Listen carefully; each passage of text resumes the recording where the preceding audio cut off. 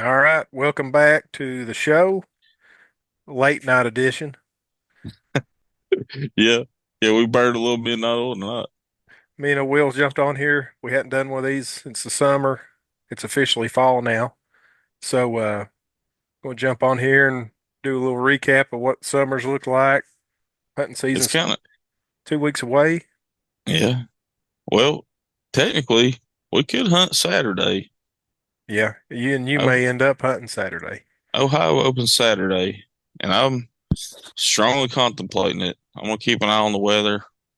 Um, I don't know. I can't for sure say whether I'll be out there or not, but I don't know. It all kind of, we'll see how it shakes out. But it's kind of hard to believe it's been that long since I've been on here. We did one, I think, right before I went to Ohio in July, didn't we? Yes. So the last time we did one, because we talked about we was going to do another one, and we planned on doing one at the road show or after the road show, and just wasn't able to kind of get that together. I will So, say we did have all good intentions on doing one after the road show, which oh yeah, we'll cover that too. And um, but we did have a heck of a time on the road show trip. yeah, good time was certainly had by all. Um, so Will went on a little scouting trip up in Ohio back in the Yeah, summer. I guess it's the first thing we should cover, and it was Yeah, the. I guess that was the first thing that happened after we did our last podcast. But yeah. Tell a little bit about um, I guess your online scouting yeah, that you did because we're still several hours away from that place. It's right, close to an area we hunted before, but just picking apart the maps and then putting boots on the ground and right. getting up there and hanging some cameras in some good places. That has paid off at this Oh point. yeah, yeah. Well, I mean, first and foremost, I guess Spartan Forge was crucial. Um, with the I don't know how much you use it, Zach, but that LiDAR for me is money. Like Mhm. I'm a big fan of micro features, like little small benches or little small flats. And so with that LiDAR, I can pick those things out like nothing else. I mean, it shows so much more detail even than like topo. Just if you did like Yeah, plain topo, it shows a lot more detail than plain topo. And so um, I looked around for a few different things. I looked for ag, and I looked uh, for those micro features I like, which I'm looking for, like I said, like little benches or saddles. I'm a big fan of saddles, which you can find those with topo, but or little draws, and the pictures I'm getting right now that I'm sending y'all, um, that those bucks are coming through a little draw that I found a ridge that kind of stair stepped up, and I was looking at it again today, and really on topo you can't even tell that it stair steps. Like right. the only way I could tell it was a stair step the way it was on that lidar. And Yeah, so I just took up that ridge, and every little flat I came to, it was like I was finding more sign and more sign and more sign the closer I got to the top. And then the little flat right before the top, I finally found some rubs and some old scrapes, right? right. And there were some deer trails there, some lightly used deer trails, which would tell you generally they're buck trails. But anyway, so I started following those trails, and then a bunch of trails culminated into one at this little draw in like the head of a holler. And I was like, well, shoot, this would be a heck of a good place to put a camera. And the first month it was there, Yeah, I didn't hardly get anything on it. right. But then the last 2 weeks, dude, it has been on fire. Yeah, it's blown up, and I wonder if it's the changing of well, we do know that well here speaking about where we're at here that usually and historically rather that once the bucks shed their velvet you'll start seeing them show up on cameras they hadn't shown up before. They kind of change their behavior, change their pattern. Yeah, their About pattern definitely changes a little bit after the velvet comes off. and I wonder if that's what's happened up there too. I um think it's part of it, and I think part of it probably is the acorns have started falling a little bit. yeah, Um, because I think, and I found this e scouting too is like in above there, it's the top is kind of flat. It's not really exactly flat, but it's a rolling top, it's kind of wide. And off the back side of that is steep, steep, steep. Naturally, I couldn't tell that it was thick until I put boots on the ground there, but it's very steep and very thick. And so to me, well, I mean, common knowledge would tell you that that's conducive to bedding, right?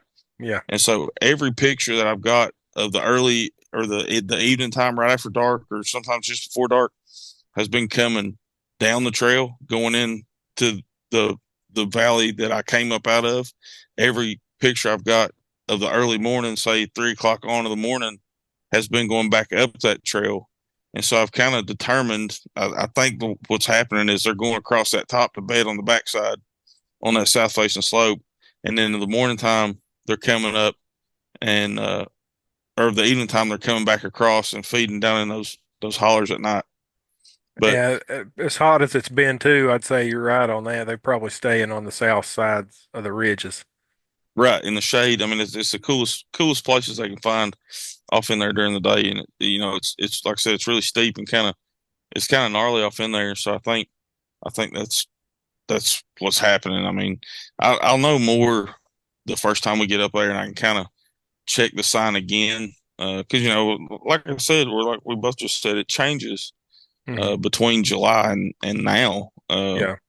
I start seeing a shift around here about the middle of September. I know last year when we were in Colorado, I started getting pictures of bucks here that I hadn't got all summer long. And so it's kind of similar up there. I saw about the same thing up there, which it's not, it's only 3 hours or so, right? So, Yeah. you got to think the climate is not that much different up there than it is here. Right. Yeah, that's I've noticed just now in the past few weeks here that the goodness, the cameras that aren't getting manipulated by the bears, that the bucks are showing up in places they haven't been showing up. Hmm. Definitely one specific spur off of or a sub ridge or whatever you want to call it, off of a main ridge that is absolutely loaded with acorns, and it is the deer activity on that was non-existent throughout the summer. Hmm. Even though it's a funnel, it's a natural funnel there to a bedding area. I'd get some pictures of some deer, but since the acorns have started falling, the bucks have started showing up. Um, Starting to see more and more of them. No daylight big bucks yet. I've had a couple Hmm. smaller bucks daylight. Um, but one of the good bucks that we had on camera or you got on camera up there was the first one we got was during the day. Yeah, Daylight it was like picture. I was looking at it again today. It was like 5:40 of the evening, like Yeah. right. I mean, close to dark, but an hour or so before dark. And Hmm. then even I got one this weekend, and it was like 7:40 something. And Yeah. so if what I'm thinking is right, and he's coming across that top, and I had been sitting in the top, then he would have got to me or around me somewhere before Day. shooting light expired. Yeah. And so you know, I feel like last time we went, I felt like I got my butt kicked, and it's been a goal since I left there the first time that I was not going to go back that unprepared again. Yeah. And it's at least camera wise, it's starting to pay off now. Yeah. I'm hoping that we can take that knowledge and one of us at least will get a shot on one of those deer. Uh, Would you I mean, one of say them, 75% of the work scouting wise you were able to do on Spartan Forge? I would say, yeah, probably more than that. I mean, really and truly, I've spent hours and hours just combing maps, Yeah. uh, just little pockets and areas, and trying to figure out like access from because I mean that that area is so big. I mean, it's like what 34,000 acres of public property, and so like there's places that are miles and miles and miles from roads that you know. I mean, are they accessible? Yes. Would you be backpacking like we do in Colorado? You'd have to. You know what I mean? You can't. A 4 mile trek in that terrain would be brutal every day in and out. Yeah. You know, I can do a couple miles a day into a stand, maybe a mill around. I might heck, there's plenty of days that I get 4 or 5 miles in here, just beating around here Right. and there. And, to walk to your stand 4 miles away from the truck each each day is you know I don't know, it's more than I'm signing up for. So I'm looking for places that are a little bit farther than what your average person is going to go, and where I can find land features that I like. Yeah. I mean, so far, like I said, it's paying off. Yeah. But yeah, so back to the e-scouting. Sorry, I got off track a little bit there. Like I said, I turned the roads on Spartan Forge, and I put it on LiDAR, and I looked for those micro features that were, so far from a road, or because if you get too close to a road there, people you're going to be covered up with people, and so like I would find an access road, and then zoom off of that to, say there's a walking trail that we can access it by. It's just like it drops through a holler and back up to the next ridge. But then again, in Ohio, we ran into this a couple of years ago. Some of those hollers are so like steep at the bottom. It's like Right. a straight down cliff down into the creek and then back up out of it. And so Yeah. they're kind of impassable. And so back to LiDAR, that shows you that. You Right. can't see that really on topo till you're off in there. But on the LiDAR, it shows you how steep that is and whether it's like a more a gradual bottom or like a really steep V bottom. Rather than a ravine. Right. And that saves you a lot of time. Like you, I think you had just 2 mornings. In Ohio. Yeah. Oh, scouting. Yeah. Yeah. Yeah. Yeah. So Just the 2 mornings. if you hadn't known that going into there, you wouldn't have been able to scratch the surface on a place. Right. And it's one of the places I went into. It's surrounded. It's a like a very small kind of portioned off section of that public, and it's surrounded by ag, but it's a big creek bottom, you Hmm. know. And I knew that going in that's kind of how it laid, and there's little finger ridges that run off in there that I was kind of targeting, looking for sign, and then looking. I got as close as I could get on public to the ag to see how they were traveling in and out of that ag. Now there was I thought I couldn't be for sure. I thought there was a clear cut that bordered one of those places, and it turns out it was. Uh, but that's one of those things that I couldn't be sure of until I got there and actually, walked it and found it and Hmm. seen what it looked like. But I think that spot will be promising too. There's no cell phone service there, so I wasn't able to put a cell cam over there. But I think that there, I don't know how big what the caliber of deer will be, but there's definitely deer using there. You know what I mean? I Yeah. found trails, I found sign. Yeah.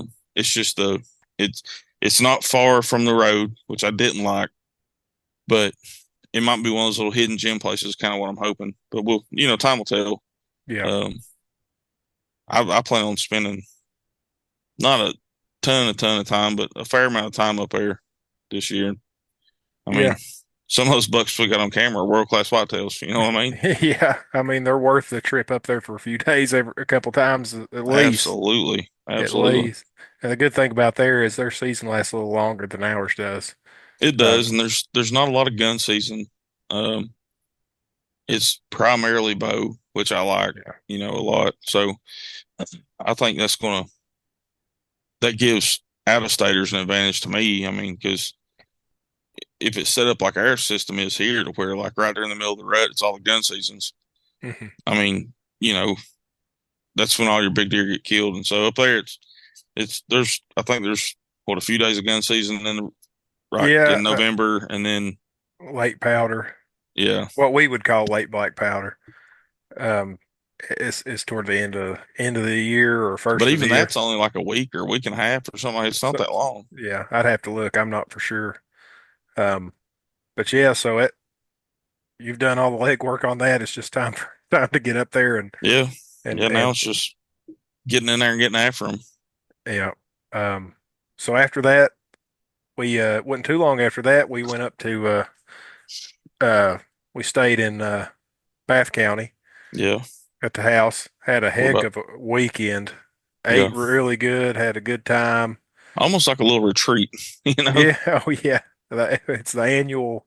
roadshow retreat. But Yeah, we man got to ride around, see a bunch of bucks out yeah. there and that up there, and just from the road, glassed a bunch of them. I think we got up to almost 200 deer on one day. I know we got up. I thought that one day was like 300, but Yeah, maybe I'm wrong. I Maybe I'm think inflating it a little bit. might be. Uh, we did see coming through West Virginia, we seen a group of probably what 18 or 20 bucks. Yeah, all together. All, That was wild. yeah, a bunch of 140s, 150s in that group. Of course, Yeah, on private, but it was nonetheless it was awesome to see. right. Um, had a good trip, and I'll say this um, about the road show: if you've never been to one, it's what 25 bucks, I think yeah, $25 free and camping if you want to camp. So yeah, you don't really if you don't want to, you don't have to worry about the motel. And apparently the camping portion this year was pretty fun. I mean, yeah. from I, what I be- saw. I believe it was without saying it. I think the Virginia Road Show after party won out of all four of them this Yeah, year. yeah, it We seemed we like it didn't we for didn't get sure. to partake, but we had a couple buddies up there that did, and said it was an awesome time. And Yeah, but I'll say this, back to it, 25 bucks, and it's not your typical hunting expo. right. I would call it more of a workshop I think that's a good way to put it. because you're not going to just sit in a chair and get lectured all day and presented with stuff, and it's not a sales pitch. Yeah, it's They, not like walking around to 20 different vendors and looking at all their stuff, yeah, you know. and, and Uh, and they don't even push the stuff. They don't push you to buy anything. right, They offer you a little bit of. I think you get a little discount if you buy some of their products up there. right, But that being said, I don't think there was one time where they said, our stand or no stand right. or Yeah, anything it like. wasn't really like a sales pitch type of thing. It was extremely informational. Both the last 2 years have been, you know, Yeah. awfully informational. And what I like is like if you're interested in their gear, it gives you a great opportunity to put it on a tree, to get up in it and sit in it, to use their sticks to climb, Mhm. you know, and I mean, You- where else do you get like even if you go to any of these other big shows, you don't get that kind of experience. Right. You can't physically use the equipment. You can look at it and feel of it and touch it and all that. But as far as like taking it out and putting it on a tree and sitting in it, or Right. seeing how like the new that new stick they come out with this year. When I looked at it first time, I thought, man, that thing's gonna flex like crazy. It does flex like crazy. I took it out and I put it on a tree and I bounced up and down on it and wallowed around on it and just kind of my own little Right. torture test on it, and that's why they bring that stuff for you to do that very thing. Right. And I will say, as thin as it is, it flexed, but it stood up well. I mean, it popped right back into place. So, Oh yeah. uh, I think too, one thing I get out of it more than anything is picking up some things these guys do that hmm the presenters in this that, is not really gear specific, but just how they run their system. yeah, Like that double girth hitch on hmm the tree tether. yeah. That's I would have never thought of that. It's so um what's the word? It's so simple, It's like a you know, minor detail, but I won't say it's crucial, but it's so helpful. to keep it from sliding up and down. Right. I mean, once you lock that thing in, it's there. It's not sliding back down and walling around. Anybody that's, I mean, even whether you're saddle hunting or tree stand hunting with a traditional harness, whatever, like I know for years and years, I that aggravated the crap out of me. Like every time you'd stand up, your rope would fall down. Every time you took any little bit of tension off that harness rope, it fell, and it might clang off the stand or this or that or whatever. Hmm. But that simple little girth hitch, I mean, like you said, something so simple that I'd never thought of either. Yeah. But it's I mean it's money really. I got And then that. the little boat cleat thing, Yeah. the boat cleat. Uh, I've actually got one of those now on my stand and on my saddle platform. Just simple little stuff like that. I'm like you. That's what I kind of. I mean, some of the strategy stuff is helpful. Uh, but that I take more of that stuff away from it than I do the strategy stuff myself. Yeah, yeah. I like the and I hadn't thought about this either. And this is something that I have struggled with is hanging your stand or your platform not from the top step on your stick, Hmm. the one down. That way, when you step up, you can step right into it. Yeah. I've been known to stand on that top stick and just stretch it out trying to get in that stand, which it's not safe to do that. And the way that, and I've been practicing like that at the house, the way they that one the guy did it up there, and it's a Yeah. whole lot easier. And you're not making as much noise; you're slipping right over in it. Um, but yeah, definitely after that, I changed some things. I got away from Amsteel aiders, Yeah. um, went to cable aiders, and then I think that was a good decision. Oh yeah. Uh, Those are that.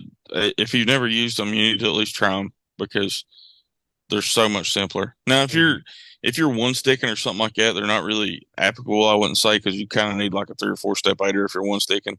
mhm. But other than that, if you're using multiple sticks, that cable aider is the way to go. Yeah, and it doesn't tangle. That's something I noticed when we got back when I was practicing around the houses. As I was getting my second stick out, I was having to unravel it, and it was getting twisted up, and Hmm. it was becoming a headache just to deal with that. But doing the cable aiders was, Well, and they close up on you so bad, like the Amstel ones do. Even the ones that are that webbing or whatever, they tend to close up too. And mhm, the cable aider, I mean, it's always there, it's always open. Your foot just falls right into it. right. It's I bought those last year when I bought my sticks, and I don't ever foresee a change. They're a little heavier is the only downside to them. Yeah, Just and I mean I'm talking like ounces, and I know the whole ounces make pounds, but it's I mean as far as easy use goes, I don't ever foresee changing. yeah. Um, we had I did check out some of that Osseo gear while we were up there. They had a Hmm. b booth, and that was pretty much the only, aside from like they do some Vortex products, they do some First what form First is Form there. and Womo, which they're I guess with it's Cody DeQuisto's company. Um, but I was impressed with the puffy jacket Yeah, I really liked it too. a lot. It was super quiet, Yep. super quiet. And then of course shout out to Varn. He walked out of there with a new Hoyt. It's That was probably the biggest news of the day. that's pretty good for a fella not to have to win anything but win some. Right. Yeah, That tickled me to death though. I'm pumped. He that was a was neat deal. And we all won something. I uh let's see, you won the bow, and then what else? You got a hat or something else too, yeah, didn't you? I won a hat. And I think Varner won a hat too. Yep, And I got the Womo jacket. you did. Uh, I guess I mean that's all of us. So, Yeah. but yeah, I mean it was definitely a good road show. I mean I've enjoyed both of them, but this one was a lot more exciting. Yeah. When one of us is playing rock paper scissors for that final bow, that's a pretty exciting deal. The the thing about so they do give away a ton of prizes, door prizes. Yeah, And the thing with the bow is like the day before we shot at the house in Bath County and it was not looking promising for 100 yards. no, And I don't know. I don't know what happened, but it worked out. Um, and then the most intense game of paper rock scissors I've ever played in my life. probably the most intense game that's ever been played. Yeah, but If I think you can probably get on there. I don't know. I know Thack Wolf posted on Instagram. yeah, it's on Who there. else? Those It's on our Instagram too, and I think okay. um yeah, Fack Wolf did, and Appalachian Outdoorsman posted it. Church. I think Church posted it. Yeah. Yeah, it was. And I don't. Other than what they post with the other paper rock scissors games, I don't remember ever seeing one that intense. No. Yeah. So Um, the backstory of it is last year when we went, we told Tyler that if me or Will won the bow, we were just going to give it to him because he's due for an upgrade. Um, he's still doing uh, I don't even know what model it is. It's an old entry level Hoyt. yeah, it's quite a few years old now. Yeah, and so he's been due, and luckily enough, we won it. And I think he was pretty shocked that we were serious about. When I went over there and asked him what his draw length was, he was like, "Are you serious? Are you you're?" It didn't take him long though. He said, "Just tell him 28 or 20, Yeah, 28." So I said, "Okay." So that should be here. What it says, it's September 23rd now, so it should be here hopefully within the next little bit. that's what I figured about any day now. They contacted you what last week or 2 weeks ago now? On the 9th, I think, and they said it usually 15 to 30 days out. Yeah. So we're looking at right around the corner. I know he's pumped about it. Oh I'm yeah. pumped for him too. I told him he's going from driving a Cavalier to a Cadillac. Rather He quickly. didn't well know what hit him. No, and if y'all don't know, Varn has, I guess the only thing he ever shot is a Hoyt, so he's a pretty die-hard Hoyt guy, and he's always throwing shade at me and Will for shooting a Matthews, but he got a little bit mouthy on the way back, and I told him that every time he shoots that thing, he needs to remember that it took a Matthews to win it for him. Yeah. Yeah, there's no denying that one for sure. But I hope he has a good year this year too. I hope he smokes a deer I right told off the him the other bat. day we was I can't remember if I called him or he called me anyways, we was talking about it, and I said, well, I'll tell you what, I said, I'm gonna get you set up there the first day. And I said, if you don't shoot the first deer that walks by you, you're never hunting my stands again, and I might just come kick you out of the stand you're in that day. Yeah. Yeah, he's been known to pass on some deer for a man that's not killed one yet. I think six walked by him last year on opening day, and he never Yeah. drew on any of them. And I was like, Varner, what are you thinking, man? He said, well, I don't want to kill no little buck, and I'm like, man, I've killed a truckload of little bucks before now, Yeah. and I mean, I don't kill any little bucks now. That's just a personal preference thing, but you know, a man that ain't killed no deer, man, I'd be smoking everything. I think we'd be more pumped if he killed a spike than we would be just as pumped about that as if he killed a big, Absolutely, I'd be just as 140-inch pumped. 10 pointer. I was more tore up when he shot that Jake this year than I Yeah. was when I shot a big Tom. Yeah. It's just you develop these friendships and a brotherhood and love for one another, and it's just like I don't know. I'm just as excited when you or him kills one as I am myself. It's the same way with Dad. It's always been that way. Yeah. That's what I love about it. But anyway, that's a little off Varn topic, I guess. Varn's got the diagnosis of adult onset hunting.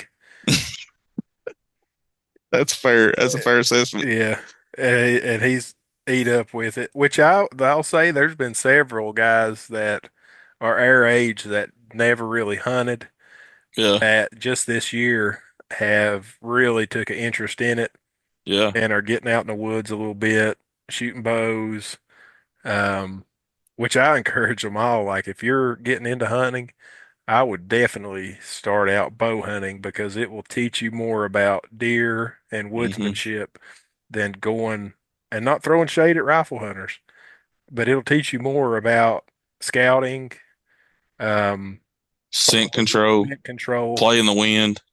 than just, Which it's and then even too, just watching. You think bow hunting. I don't rifle hunt as much out of a stand, mostly because I'm afraid of other people shooting the woods up. But uh, bow hunting in a stand and seeing just having those deer around you, whether you're going to shoot them or not, yeah, and getting to see their mannerisms and the way they I, just their behavior, I guess, is that'll teach you so much, man. yeah, yeah, it Um, will. Watch how they behave, watch how they move their ears. Hmm. turn their heads. Um, you learn a lot, and and like I said, most all those guys that are just getting into it are really getting into the bow hunting part of it. And again, it is a whole lot of fun just to shoot your bow. Oh yeah, yeah. It's a great pastime and stress reliever. I mean, uh, even Joe Rogan talks about like how big a stress relief it is to just get out and shoot, and you kind of clear your mind and do your thing.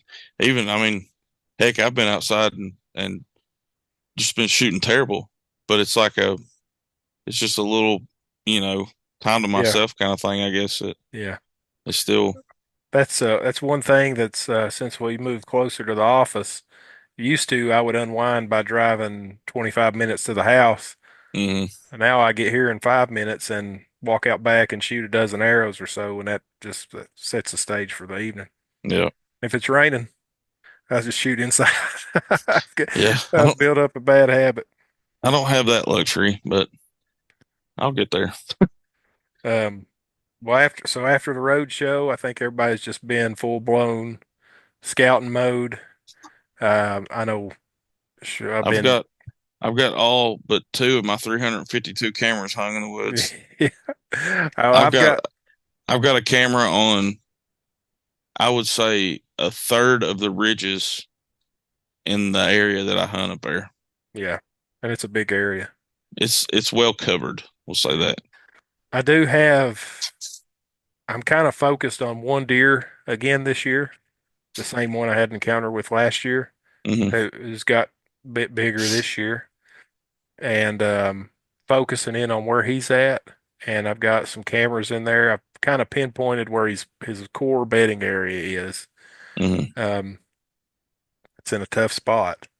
I was actually talking to Dean a couple days ago about it, and I told him, I said, as bad as I hate to admit it, our best chance of killing that deer may be may be during gun season or during the rut when he's chasing does, Yeah. because he is in such a tough area to get Right. to. Um, he's got food near bedding that's to a place to where if you really have any setup in there, your thermals or the wind one is gonna hinder you. Hmm. Best case scenario, I hung a set a couple weeks ago near a funnel. Best case scenario is, and this is only if it shows up on camera that he's actively checking scrapes on another ridge. There's a funnel, um, a natural funnel coming off of a secondary ridge where he has to cross to get back to his bedding area. And if that happens, Yeah. then that's where I'll be at. It'll just if the wind, it's good for the wind. We have a prevailing, wind usually blows out of the west, Yeah. and the thermals wouldn't be a factor where this place is at. But that I think is where I may catch him slipping up. Yeah. Um, Other than that, like I said, last year he was 2 miles away as a crow flies whenever I seen him Hmm. during black powder season. Um, but I've been really hammering my cameras around that area, probably uh, near the food source. The way I found him this year was I found like Will said in Ohio, I found a real lightly used deer trail, a third of the way down a secondary ridge, um, near what I thought was good bedding, and I put it on camera up in a tree, and I think I let it sit in there for a month and went back and checked it and probably had 5 or 6 pictures of him just Hmm. coming. But he was going into that bedding kind of uh, after dark, and you'd catch him coming back out maybe 2, 3 o'clock in the morning. All right. So he was going down in there, and there's no food for him. I mean, other than browse. But right now, I've got one on that secondary ridge where those acorns are falling near bedding, and hopefully, when I go check that again, um, maybe he'll show up on it. Yeah. But and he's not a social deer. I've heard people talk about that before. So, and the reason I say that ain't because I haven't got any pictures with him with other deer. it's because I've got bachelor groups of bucks that don't have him in it Right. in the same area. So I Right. think he's kind of a recluse, um, which I hope that is a good thing, and hopefully he don't run around with a bunch of deer and end up getting himself shot somewhere else. Right. Wandering around somewhere else. Yeah, which Yeah. hopefully they start splitting up. But two, I will tell you this too about him, and we learned this about him not last year, but the year before, is he is definitely a bully when it comes to when it gets near the rut. Right. Yeah, he absolutely wore out. I know we had at least two other bucks in there that he had been sparring with and had broke either side of the rack off. Hmm. And Dean nearly shot one of them, and it was a really nice 8 pointer, and he passed on it when it turned its head because it only had Yeah. one side. Right. So I've been focused mainly on him, and that's probably where I'll spend most of my time hunting that down here is trying to get an encounter with that deer. Yeah. Yeah. That's me. I've either got one or two good 8 pointers. And the reason I say the reason I don't know for sure, uh, whether it's one or two is they're very similar looking deer, Hmm. but they're miles and miles apart. I'm talking probably, uh, over 2 miles, just the way the crow flies. Yeah. Uh, and so, and they're spaced out enough. The pictures are spaced out enough that in those amount of days time, he could have wandered around to that area. But like just in the last 5 days, I've got him on three different cameras within about a mile and a half section. You Hmm. know, there's like I'd say the two end cameras are probably a mile and a half ish apart, and then I've got him on the middle one too. There's one in between them, and then the other one, is like I said, it's probably 3.5 miles or so from any of those. And I can't say for sure, but he looks very. I mean, it looks a lot like the same deer. Yeah. And so I don't know. I mean, he may be a challenge just because it is so far apart, and I don't know. I've not been able to really like nail down. I'm hoping he's shrunk his core area now. You know what I mean? Hmm. Because the area that's so far away, I haven't. I'm hoping he's summered there because I haven't seen him there in probably a week and a half. But he's showing up on those other cameras now, and so I'm hoping he's kind of shrunk it down. He's going to be staying right in there where I've been getting him the last week or so. Yeah. But time will tell. Again, it's a waiting game as much as anything with the cameras, just to see uh, What where shows up? he's going to show up and when he's going to show up. And I mean, I've got a decent idea if he's staying where he's at right now. I've got a decent idea of where he's probably bedding. Um, and I can get me and Dad in there to cover both ends of that and probably catch him coming through there, if he's on his feet in daylight. I've yet to get a daylight picture of him Yeah. there, in the timber. So I don't, I, like I said, time will just tell. But I will say, I got some pictures of him this morning, and he was sparring with a little forkhorn, Really? which I thought was odd. Yeah, and I don't know if it was just a kind of a playful thing or um, I you was talking about your buck being less social. That I got to thinking about that this morning and how it was odd to see them kind of tickling their horns together this time of year. Hmm. I mean, the deer's clearly older age class buck, you know, fooling around with a smaller buck. And I don't know if maybe the smaller one was just feeling frisky, frisky Yeah. this morning. Was Yeah. trying to play with Big Daddy, but maybe he's just a social deer. I don't know. Um, I had that a couple weeks ago, but smaller bucks, forked horns, and yeah, little 5 pointers were kind of right, tickling and that antlers. that's pretty common amongst like Hmm. similar age class deer, but for a buck of his caliber to be you know locked up with a smaller deer like that, I thought it was kind of odd, but Yeah. I don't, maybe it's just like I said, maybe it's just a playful thing. That weather was right this morning; they were just feeling kind of Yeah. feeling their oats a little bit, as some would say. But so we'll see. Like I said, He's traveling a lot right now. Yeah. That's safe to say that he's traveling quite a bit. So hopefully we can nail him down. Somebody else don't get in there. I mean, it is on public, so hopefully nobody else is wandering around in there and got sign of him. But Yeah. Yeah. Hopefully you get in there and get him early. that's what I'm hoping. I'm glad you at least you got your broadheads figured out. Shoot, golly. Yeah, we was talking about shooting your bow being a stress relief. What was that, 2 weeks ago now? Two Sundays ago? Yeah. My gosh. So backstory is I every year about a month before the season starts, maybe a little less, I try to get an arrow set up exactly the way I would hunt with it. So broadhead, I use the iron wheel collars on the front of my arrows and then lighted nocks on the back.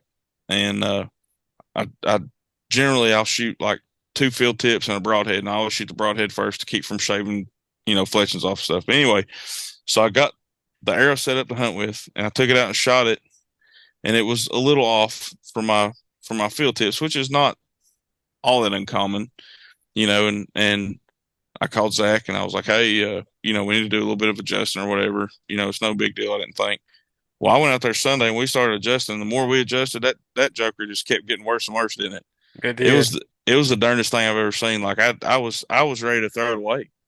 Yeah. Like I was so aggravated. Usually when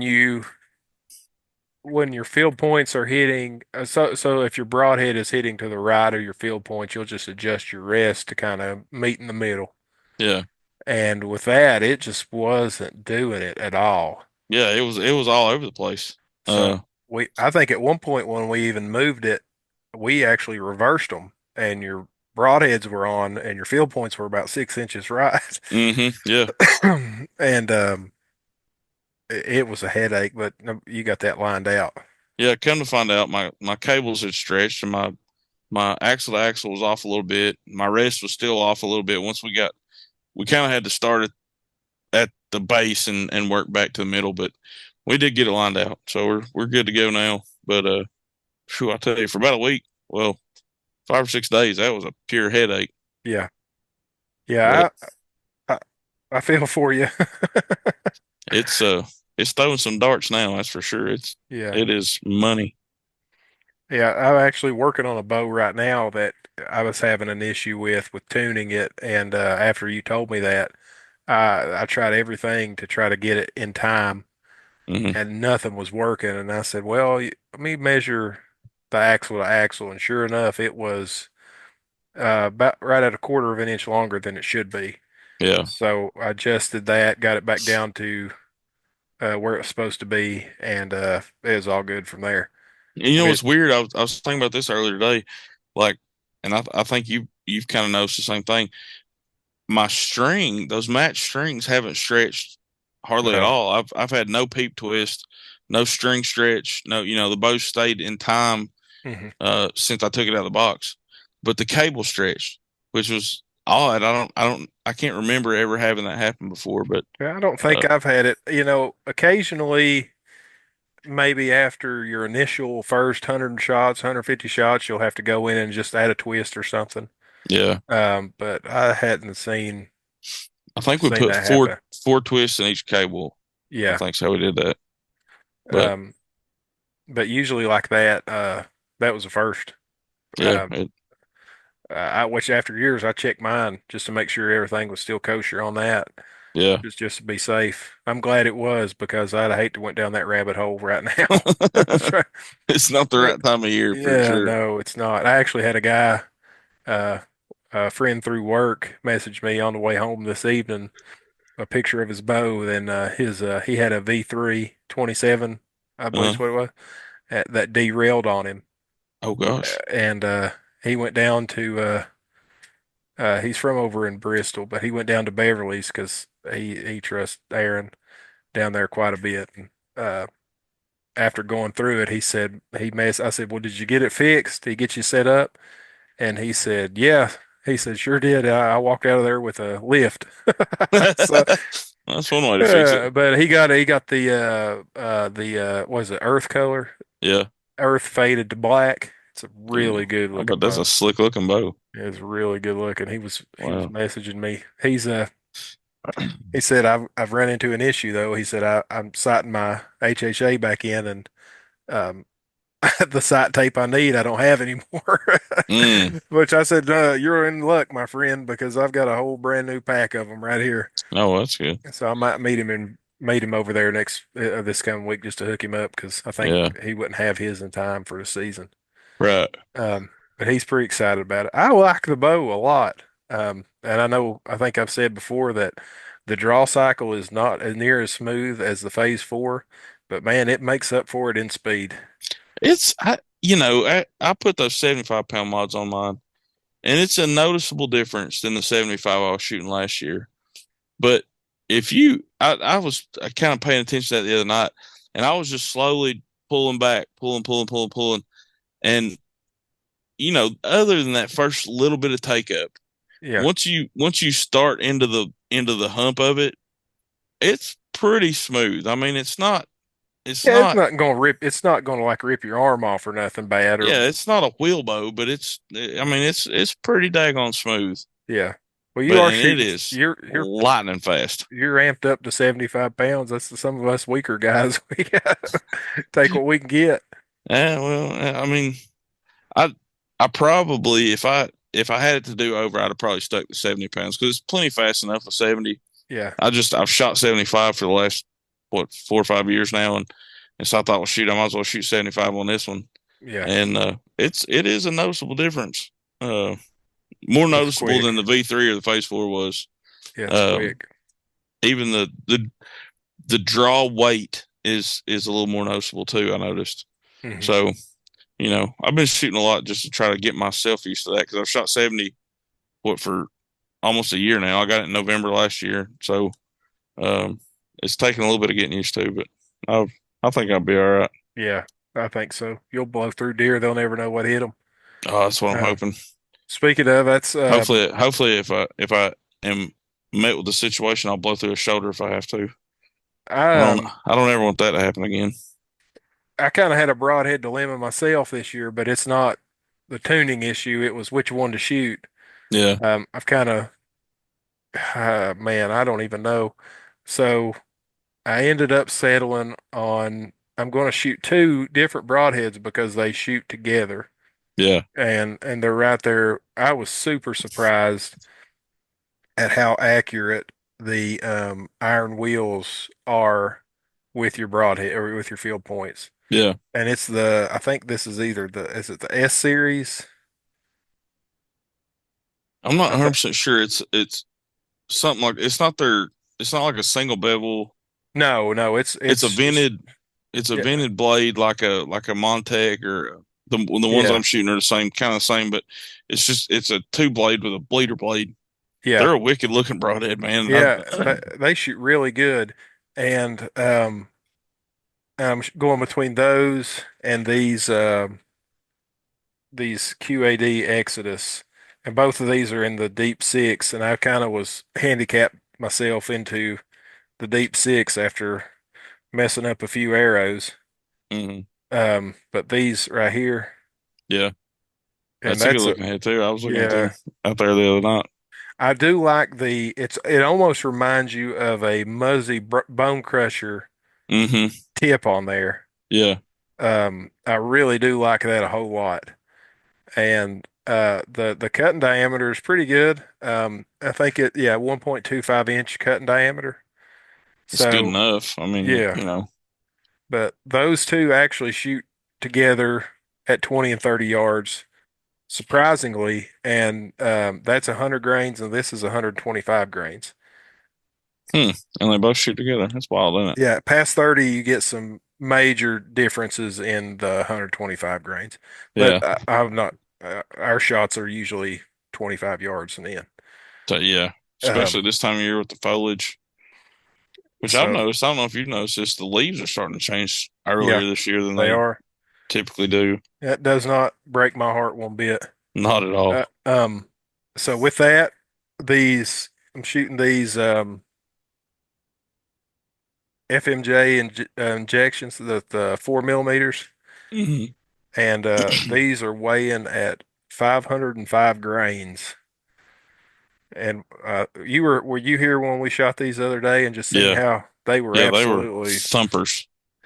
so I really like that. And these veins, thanks to Will, some of the best veins that I've ever put on arrows. That's the Q2I. These are the Q2I Raptor 2 inch, Hmm. and you shoot the Q2I. What It's are a Fusion X2 2.1 or 2 point something. Yeah, I shot It's like a AA. it's like a shield cut more looking vein. I've shot AAE veins for years and thought I'd never go away from them until I tried these out. Man, I'm super impressed with They're these. they are the toughest vein I've ever fooled with. You know, and I've shot AAE, I've shot uh what's them the Blazers. Yeah. Um I've tried the what's them real stiff ones? Uh Uh, um, I got them right here. you was looking at them right Tack there the other day. tack veins. Yes, tack veins. And I was watching actually. There's a really good YouTube video I watched the other day about those Q2Is and why they stick so good to an arrow and why they're so tough. It's actually the base of it is a different plastic Yeah. than the actual vein part, and so it gives you that really good seal. And they actually tell you the manufacturer tells you not to use any kind of prep products or anything like that. Just straight Right. glue and right Yep. to your shaft or your wrap or whatever you put, however you Yep. got your arrows put on. But um, they're I'm sold on them. I mean, I've been shooting them for 5 years now Yeah. and haven't had a single problem Yeah. other than shooting them off. I've shot through quite a few in the Yeah. last few years, but Now I've actually, that's what I've been fletching everybody's arrows with. We got some orange and white, and everybody that's seen those have wanted them. So I've been yeah. putting them on a bunch of people's arrows and getting them lined out. And like I said, we They're so tough. I'll tell you this, they're so tough, and you might do the same thing. But if I bury an arrow in my Glendale or my block target, either one, instead of trying to push it back through the opposite way, I just pull it straight through the target yeah, because it doesn't wrinkle them, it doesn't strip them. I mean, I they hold and they're tough. not to Tommy top you there, but I had a guy come out here and was getting his sighted in after we put these on, and he Hmm. shot through the plastic leg in the Glendale buck, and we just pulled it right through, it come right back in shape. I mean, it Right? blew me away. Yeah, they're Said great I veins. said I'll never switch. You And bet I it's a buy good these. company. Last year, I ordered some veins. I had been ordering them on Amazon, and I ran into a problem last year. I couldn't find the X2, Mhm. which is it's a particular size. Like there's three different sizes of shield cuts. And so I ordered the first two sizes, not knowing that's what I was doing, right? And they come in, I was like, man, those don't look right. So I compared them to the other vein, it wasn't right. So I ordered the other one that was on there. And those the first ones are too big, the second ones are too small. And I was like, what the heck? So anyway, I ended up calling the company. It's based in Oregon. I don't know if you know this or not, but Yeah, I called them out in Oregon, and the lady I spoke to, she's a really nice lady, and she's like, "Oh yeah, we got them here. We can send them out your way and da da da." I mean, just in a few minutes, she had them shipped out to me, and they were there in like 3 days. yeah, you can't You beat know, that. and so I was really pleased with that. But Yeah, it's that's a big thing for Varner. He's a big customer service guy. yeah, Yeah, he is, he wants there to, and he'll tell you whether he supports a company or not based on how long it takes him to reply to an email. and he also likes to leave his reviews Yeah, and send feedback to the company. He's yeah, yeah. I appreciate it though. yeah, I he's do. a one of a kind, old Barn is. Yeah. Um, but yeah, that's my setup. And I'm like I said, I'm too weak to shoot 75 pounds, so I'm shooting 70 Oh pounds. yeah, I hear you. I did. I'll get it and show you. Um, hold on, let me grab it right here.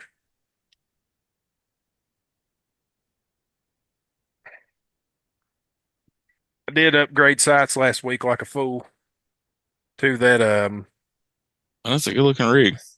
that double pin. So I was Yeah. shooting luckily with my sight tape, which I was surprised that I could get as much clearance out of this with that really heavy arrow. Uh-huh. but I can get 100 and right at 115 yards. Um, I love to put those light arrows back on there and see how far it'll go to. So the good thing about this is the way I set it up. Um, I'm kind of like you. I kind of gap shoot with the single pin. Hmm. So I just set it on 20, hold high for further, hold low for closer. Yeah. And with this one, my when I'm set on 20, this perfect for whitetail hunter. My 20-yard pin is set, and when it's locked in, my bottom pin is at 35 yards. Yeah. So if it's in between there at 30, I know just hold right in the middle. Right. And Does it got the dual shoot wait, indicators? Like what does it yes, show you? Yeah. yeah, I'll That's kind of convenient too. kind of hold it up there if I can, if it'll show you. Yeah, yeah, yeah. Yeah, I can see it. Yeah, that's crucial too. Like, because that way you know, like if you dial it down to 40, if your top pin's at 40, you know what your bottom's at. Yeah. You know, because it's not always going to be at 65 like it is right now. You know what I mean? Hmm. Uh, and I went back to that 3 pin slider and I got 20, 30, and 40 right off the rip, which Yeah. whitetail hunting, you know, that's all you're really looking for. But if it comes in at 25, I'm back to the gap shooting, and which, you know, that's something I've been doing since I was a kid. Dad taught me that stuff Yeah. early on. We would actually practice. He calls it splitting pins, which is, I mean, Yeah. it's all the same, but Same. we would practice that in the yard, you know, when I was Oh younger. yeah. And so and I still practice that a little bit, not as much as I should probably, but Yeah, I'd say if you're not doing it, you definitely should be because the chances of the deer walking in at 20 yards broadside, unless you're hunting over a corn pile 20 yards away, yeah, yeah, is slim. I mean, usually you're going to have funny yardages. And that's something I've been trying to do in the yard too, is just going out back, walking around and picking. And it's hard now because I about know where all the landmarks are. But right. just walking out there, picking a spot, ranging it, and whatever it hits, shoot that pin Yeah. and get used to what your 20-yard pin does at 25 yards, which you'll be surprised that a lot of these faster bows It's at pretty flat. it's pretty flat up, Yeah. there's not much of a difference at 20 and 25 with some of them. So Yeah.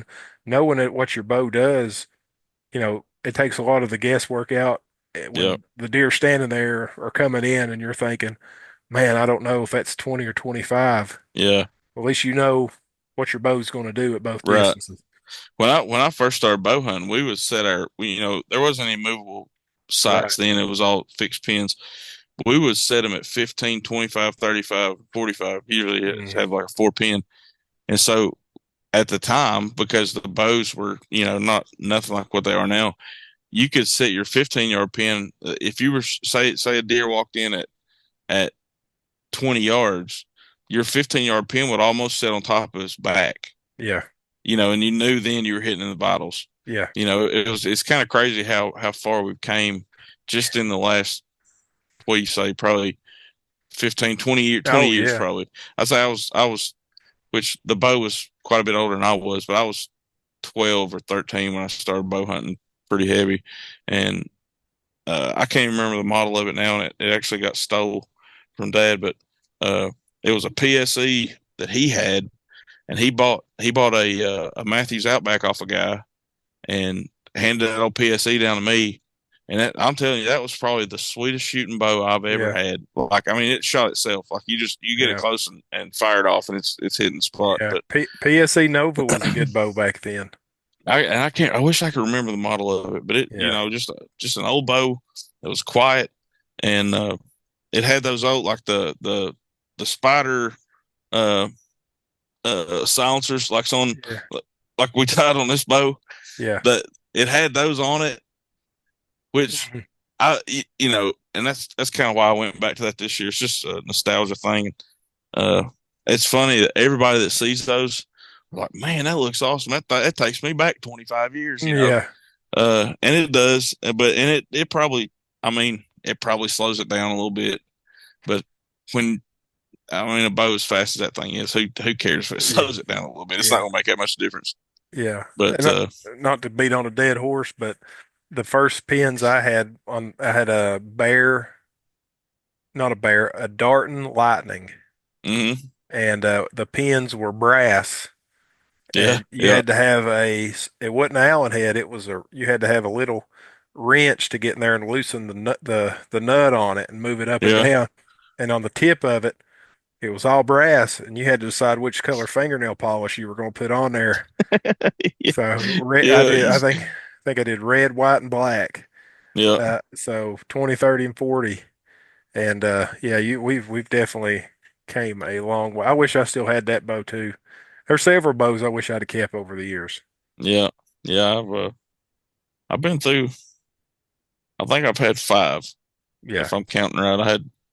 I had the first one I had was a much older PSE than the one that Dad gave me, and he bought it somewhere second hand, third hand, something off a guy, and I shot it for a couple of years, and then he bought that Outback. Once he saw that I was going to really bow hunt and I enjoyed it, uh, he went and upgraded and passed me down his old bow, Hmm. and then uh, my cousin bought a what was that thing? A Matthews.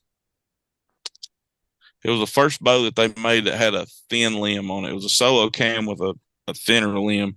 Adrenaline. Adrenaline. Yeah, it was adrenaline. And I shot it for a few years. I never did really like it that much. And knowing what I know now, it was a 60-pound bow. And I thought I wasn't getting past those like I thought I should. Right, we had switched up to carbon arrows, from aluminum, and aluminum arrows they were just blowing through deer every time you Mhm. shot one, it was blowing straight through it. And we switched to carbon, and knowing what I know now, our arrows were too light. Yeah. Uh, but I thought it was the draw weight. Like I was like, man, there's no way, if I had 70-pound limbs on this thing, they would be blowing through deer like the aluminum did. Uh, but you learn. But so I got rid of it, and I got the that Hoyt Carbon Spider 30. Yeah. Shot it for many years. Killed Yeah. killed a pile of deer with it, Yeah. I remember when and you still have that, don't yeah, it's you? right back there on the shelf behind me. I Yeah, remember you shooting that at your apartment. yeah, yeah. I packed it around. It's lived in three different states with me. Uh, but and I can't get rid of it. I could never sell it. I don't think. But that was actually the first bow that I ever bought for myself. And that was the first brand new bow I ever had. Uh, Yeah. so I'll probably have it for a long time. But yeah, and then I got They, back in the Matthews, and I just can't get away from them now. yeah, yeah, I can't either. They're just, they don't do too much, just enough. Right? Yeah, it's. I mean, and they're simple to work on for the most part.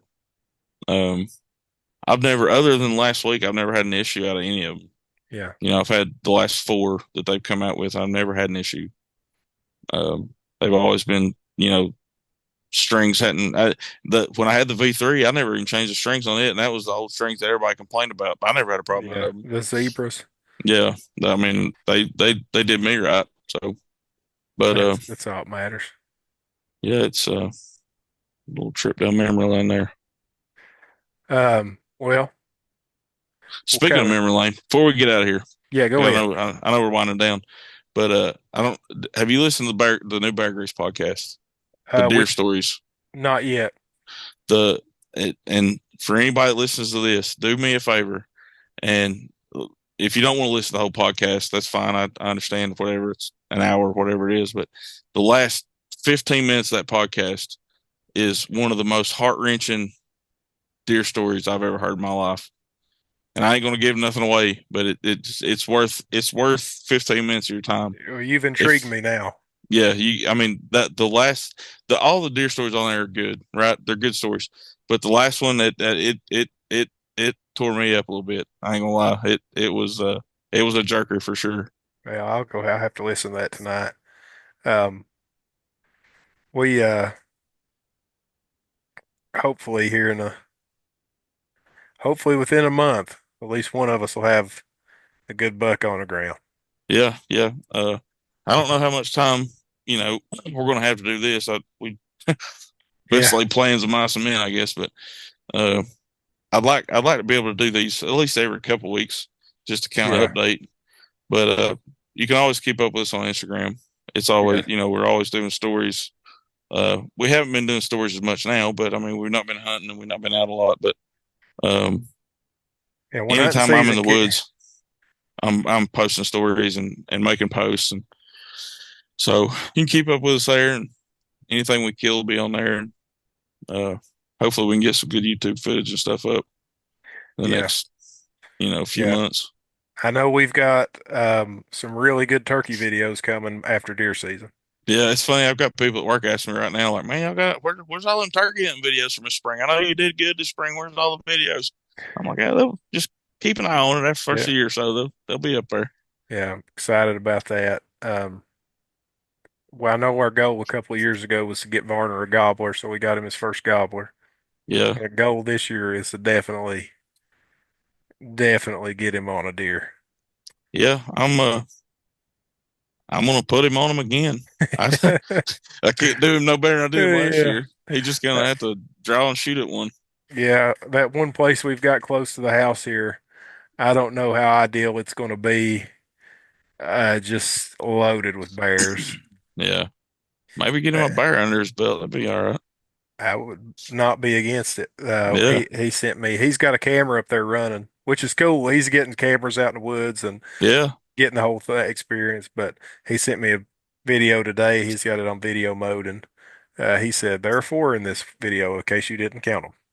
I said, yeah. I went back and watched it, and yeah, sure enough, four. Well, if they're still sending them, that means it's not chewed on it. So That is true. I at don't know least there's how he that. gets lucky because they chew every other one of mine. Hey, listen, last Eight week I feet in a had one tree. 8 foot and it I put climbed it up and eight got it. feet in a tree, and the video is his nose, and then the camera go. I had it on a screw-in swivel, and the Yeah, camera just goes. they're curious now. I had one last week. I could just see like the top of his head, like right under. I got it. It's probably like 5.5 foot or so, about my eye level. And I seen the top of his head, and then the next picture was just blank. And then it didn't send me a picture the rest of the day. I was like, son of a gun, I know that bear has either chewed my antenna off or knocked it off the tree or something like that. Well, the next morning, a doe walked by and it sent me pictures. And I said, well, maybe he didn't. I guess he just sniffed around on it and walked on. So I've I've been pretty fortunate. I've not had many problems. Maybe an antenna here or there, but not too many problems. I've got to show everybody one more thing before I get off here. And you still hear me okay? Yeah. Well, you're talking about nostalgia. I've got these shooting really good with my uh other broadheads at 20 yards. I'm going to show you what my plan is for this. You probably already know what I'm going to show you. But I've got this old gold tip Ted Nugent with With the feathers. feathers, and at 20 yards I'm going to send this one through a deer. Yeah. Probably a doe. That'd be but but that'd be pretty awesome.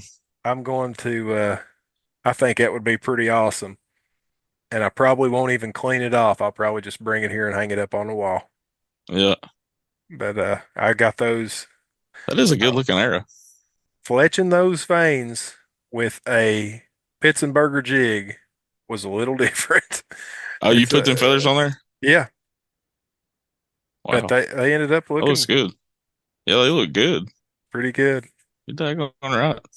So I don't know what it does past 20, and I ain't gonna try. But at 20 yards, It'll smoke a doe. it's That's all that thumping. matters. Yeah, and it's a heavy arrow. Yeah. It is a heavy arrow. So It looks like a daggone spear, just about. It's a thick well, arrow. I'm gonna shoot it with those Helix single bevel broadheads too. Yeah. So, God, that'd be a nasty creature. but we're gonna give that a shot. But any concluders? Not really. I mean, if you're getting out this week, stay safe. Uh, there's squirrel season's open right now, dove season's open right now. So get out there and waste some ammo or just walk around the woods. Take your kids out.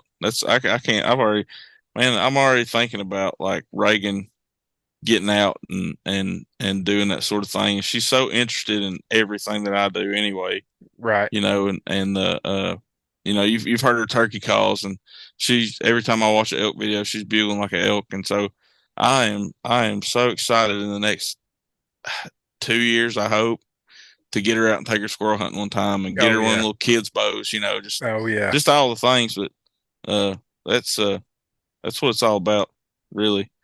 I know you know that. Oh I'm yeah. singing to the choir here, but yeah, just and looking forward to it.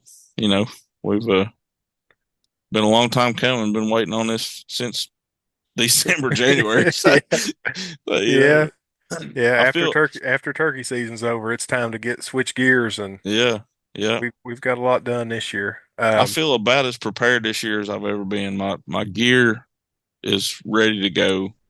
Mhm. Uh, I've got the cameras out collecting the intel more than I've ever had. So it may not equate to anything. I may not even sniff a deer this year. I don't know, but I've I've put the time in. I feel like to have a good year, and I hope Yeah. comes to fruition. Um, we'll plug before we leave. If you are in the market for one of these fine Matthews lifts, go down there to, if you're local, go down to Beverly's gun shop and try one out. He has got a sweet looking, if he's still got it, earth riser with bottom land limbs. Good A looking used bow. used bow would probably make a good deal on it. Yeah, it's I used to trying to trade him out of it the other day, and then I got mine shooting back again. So I think I'll just but it, keep what I got. there you go. But if you're down in Knoxville, if we ain't back on here before the third Saturday in October, the Bear Grease, Clay Newcomb, and I drew a blank. What's his name? Um, Talking about his buddy. Yeah, this country life. Dang, hold on. What is his name? I'd knew it if you hadn't. Brent Reeves. Brent Reeves. That's it. Yeah, they're going to be tailgating the UT Alabama game. Really? Yeah, the Bear I, Grease I didn't tailgate. even know that. Yeah, That so is awesome. I wish more than anything I'd be down there, but unfortunately I won't. Go Vols. I don't wish more anything I'd be down there because I'm sure I'd much rather be in a tree stand that day. Yeah, I mean, I'm sure it'd be a good time, yeah. but With that it's the wrong said, it's the wrong time of year. yeah. With that said, you guys shoot us some messages, send us some pictures if you do good, and good luck Yeah. to everybody. Check us out on Instagram and YouTube. We did post that scouting video. So if you haven't watched it, go check it out. Yeah, Kind of get an idea of the terrain and the places I've been in Ohio. So and also it is contrary to belief, it is not illegal to put ACL cam on public land in the state of yeah, Ohio. I don't know where that. Anyway, the things you see on YouTube. All right, guys. Appreciate y'all hanging out with us. Happy hunting.